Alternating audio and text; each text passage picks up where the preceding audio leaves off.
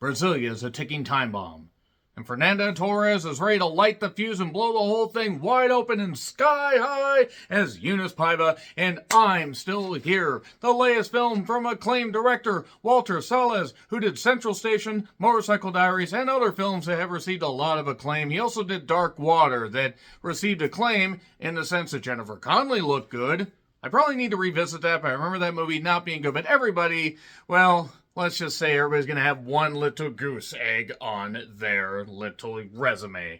So that being said, Walter has done a lot of great films. Check out his IMDb page for the fullest of his work. This is based on the book by Marcelo Rubens Paiva. More on the Paiva family as this review goes on. And the film was written by Hector Larrega and Murillo Hauser. If I'm even within the ballpark of getting these names right, I'm thankful.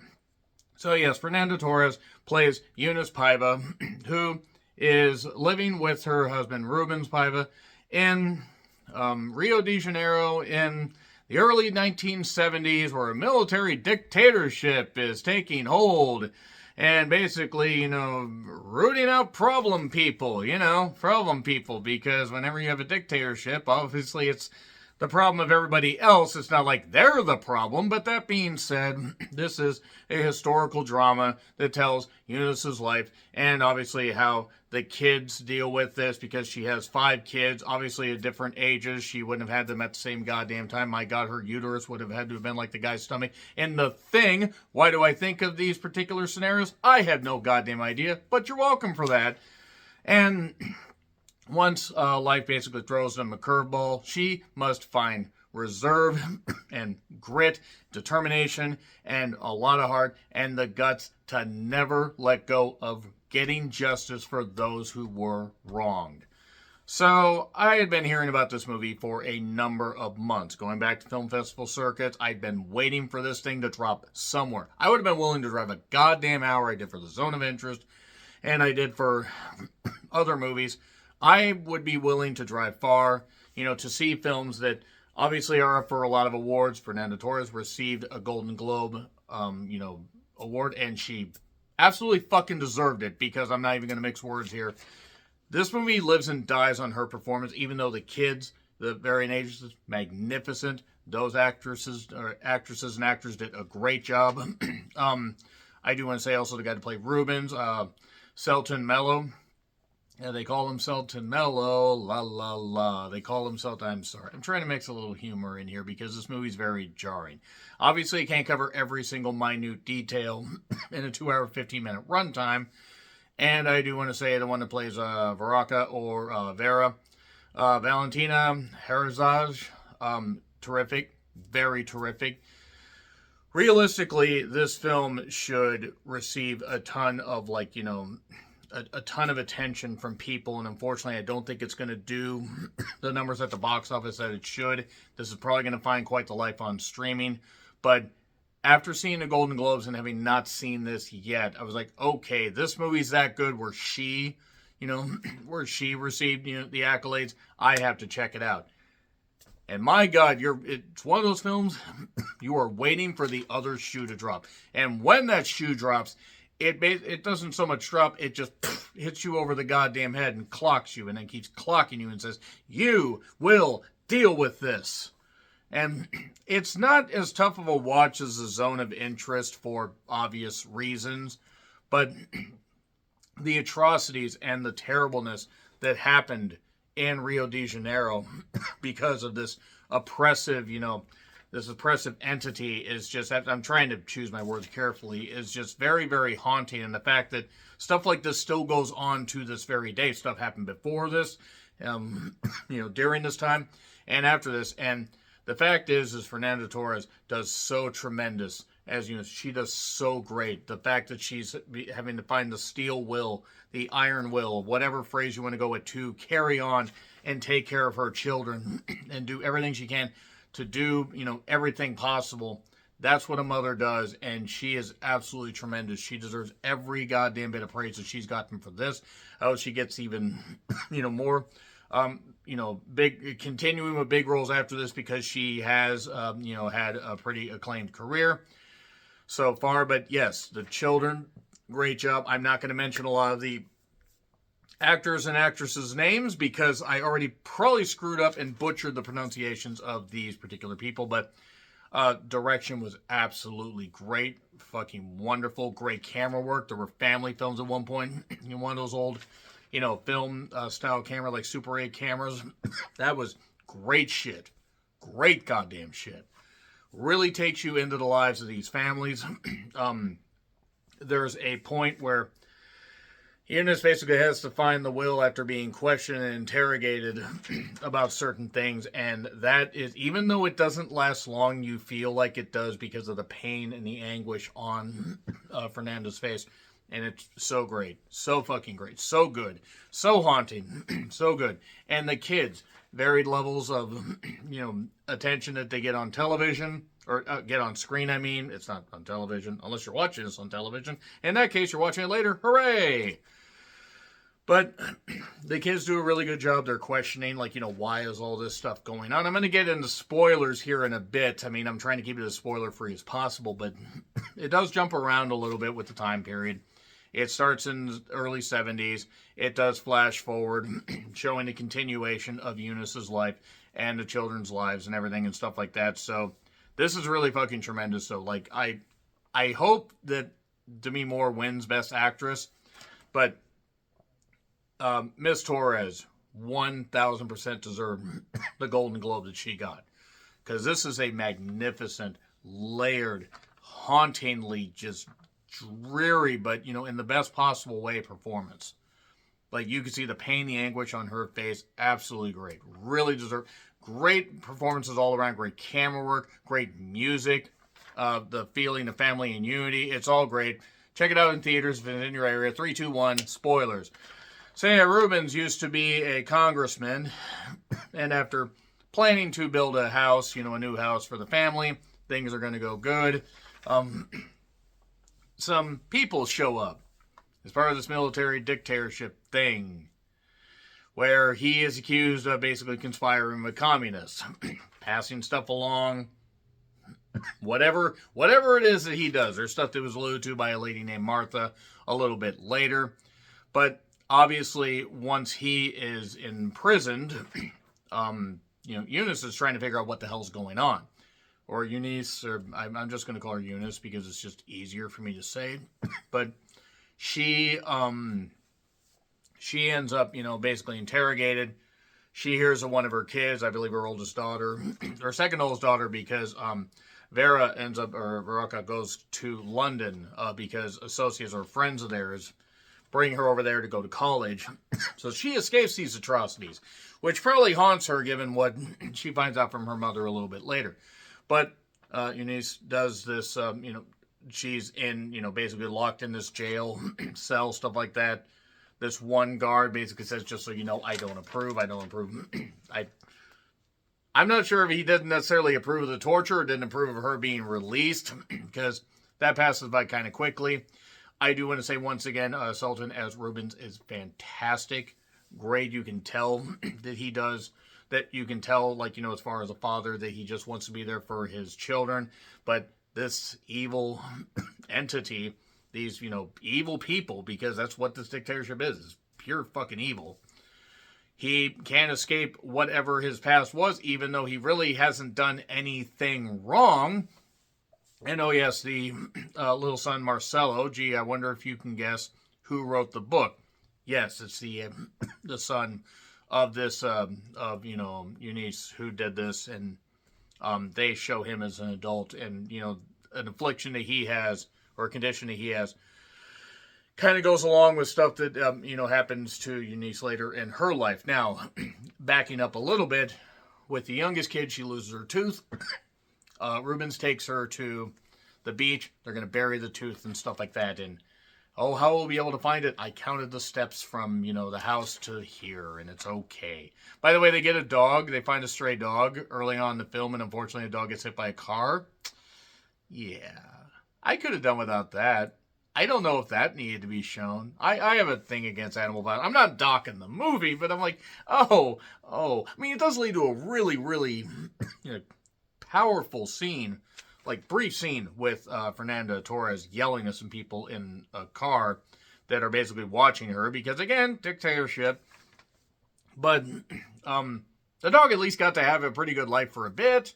It was a stray, and it got treated well, and it's just a shame. I do have to say, Zezzy, I believe, is the character name for the young lady that was doing the housekeeping work. I thought that actress did pretty good. I tried to look up her name, but the cast wasn't. The cast was kind of deep, and I'm like, okay, whatever. She did a really good job, should she happen to be watching this. Like, anybody from this movie doesn't have better things to do than watch some weird 44-year-old white guy talk about something that he has very little knowledge about.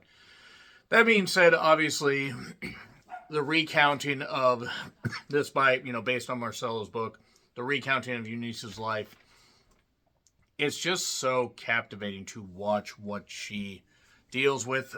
The fact that she is bound, determined to prove that her husband was arrested. And there's this guy, Lilo, who is a lawyer and a friend of the family. They need proof, all this stuff's going on. The thing about the tooth that I wanted to say, though, is the dad ends up actually taking the tooth with him. More on that here in a bit. Lilo ends up, basically they get some evidence, but they can't move forward. People are afraid to talk. There's a character, Martha. She passes along something about how she actually was near the holding area where Rubens was, and Rubens basically was tortured. Oh, yes, and while Eunice was, basically shown a bunch of pictures and everything, gradually over the time that she was jailed and everything and constantly grilled about what her full name was, and it's like 5 names. I mean, that must be difficult to fill out on a goddamn driver's license or a passport or whatever. But that being said, every time she looks, some of the pictures are different. She even sees herself there.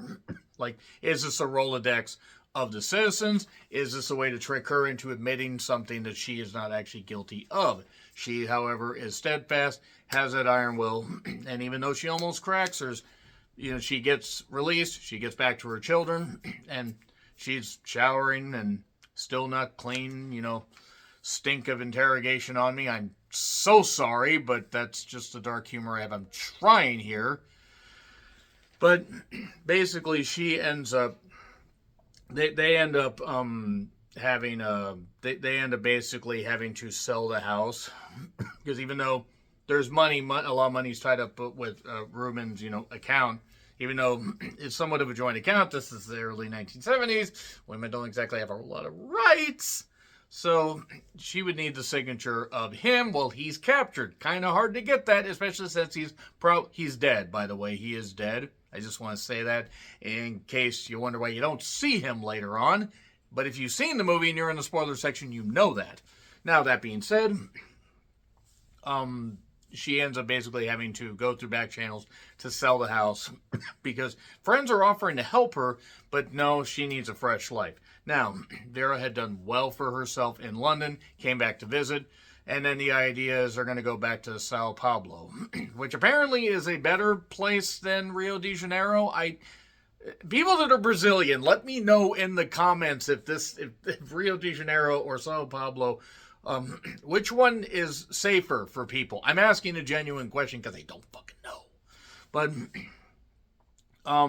she moves back. They move back there, and yeah, it's a little bit tough. They're closer to grandparents, but she's going to go back to college. She dedicates her life basically to trying to bring forth human rights and find out about these atrocities, this kind of stuff. So we go to 1996, and Fernanda Torres, older, still doing her thing, is getting more tired. And then we flash forward to 2014 because, what is this, the fucking goddamn time jump Olympics? It's absolutely ridiculous. Yeah, let's just say that Fernanda Torres is replaced by an older actress. But before that, I gotta bring something on here. Because, basically, you know who else is still here? He's still here. You're still here. Better be here for a while, by the way. I was telling you about this movie before. So basically, in 1996, one of her younger children is there with her. She's doing some studying. She finally gets the death certificate for Rubens, and she's very, very haunted by that. She's very, very haunted. I was telling you about this before we started. So basically, she can now prove that he is dead. I mean, I guess he's declared dead and stuff like that, so it's a way for her to move on, also a way for her to promote, her work, and also bring forth more, attention to all these atrocities, because stuff's starting to come out, but it's still a little bit going. And also Marcelo had an accident. He is in a wheelchair, and now he can get around pretty well, all things considered. He even wrote a book, and he's a very popular author. See, you don't let things like that keep you down. And then, flash forward 2014, she's super old. She actually died in 2018, by the way, and she, at this point, has pretty much, bad dementia and everything, and dementia's terrible. It's absolutely terrible. And she ends up basically, essentially, she's just sitting there, whiling away her time and everything and all this, and do you want to go down? Basically, she ends up sitting there with her family. And the big theme of the whole thing is they had a big family photo on the beach, and they've had other family photos. Like they were going to have one before they went back to Sao Paulo. And the whole thing about family unity, family films, all that stuff and everything. And the whole point of this film is the unity in the family and stuff like that. And I got this far without cracking, and I was really close. I cracked in the theater. I hope I wasn't too loud for the couple that was in there, but then again, I think that couple was actually half asleep because they were pretty old. Nevertheless, basically, there's a whole thing about family photos, that kind of stuff. The film that's shown, stuff like that. There's like an early, military stop where they just grill people, want their IDs. They want to know about this National Liberation Alliance, because it's about political prisoners and all this stuff and crazy things going on. Nevertheless, basically it ends with Eunice not likely ever thinking she's going to get justice. She has her good days, she has her bad days, but she was I think 88 when she died. She was 84 here, and she then is sitting in front of the TV while the family's outside getting ready. They're having a big feast. They had a feast with her, but they're letting her sit by herself. Her caregiver's there, and suddenly she sees on the news. Finally, all this stuff's getting revealed. Thanks to her research, thanks to her stuff, and also just more stuff coming out. Other researchers, all this stuff is coming out, and now 230 people, 230 goddamn people, because this dictatorship, all this bullshit, this terrible stuff, and they showed